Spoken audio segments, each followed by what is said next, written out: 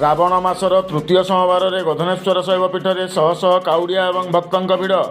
ସୂଚନା ଅନୁସାରେ ଆଜି ପବିତ୍ର ଶ୍ରାବଣ ମାସର ତୃତୀୟ ସୋମବାର ହୋଇଥିବା ବେଳେ ପୂର୍ବାହ୍ନ 9:30 ପର୍ଯ୍ୟନ୍ତ ସୁବର୍ଣ୍ଣପୁର ଜିଲ୍ଲାର ଅନନ୍ୟ ଶୈବପୀଠ ଜିଲ୍ଲାର ସୁବଳିଆ ଥାନା ଅନ୍ତର୍ଗତ ବାବା ଗଧନେଶ୍ୱର ଶୈବପୀଠରେ ଶହ ଶହ କାଉଡ଼ିଆ ଏବଂ ଭକ୍ତ ଓ ଶ୍ରଦ୍ଧାଳୁଙ୍କ ଭିଡ଼ ପରିଲକ୍ଷିତ ହୋଇଛି।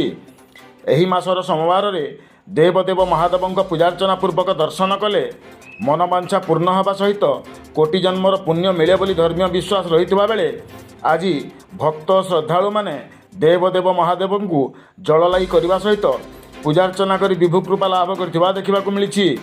ଏହି ମାସରେ ଦେବଦେବ ମହାଦେବ ମନ୍ଦିର ମଧ୍ୟରେ ପ୍ରତ୍ୟକ୍ଷ ବିରାଜମାନ କରିଥାନ୍ତି ବୋଲି ବିଭିନ୍ନ ହିନ୍ଦୁ ଧର୍ମଶାସ୍ତ୍ରରେ ବର୍ଣ୍ଣିତ ଥିବାବେଳେ ଏହି ଶ୍ରାବଣ ମାସର ସୋମବାରରେ ସମସ୍ତ ଶିବାଳୟରେ ଭକ୍ତ ଓ ଶ୍ରଦ୍ଧାଳୁଙ୍କ ଭିଡ଼ ଦେଖିବାକୁ ମିଳିଥାଏ।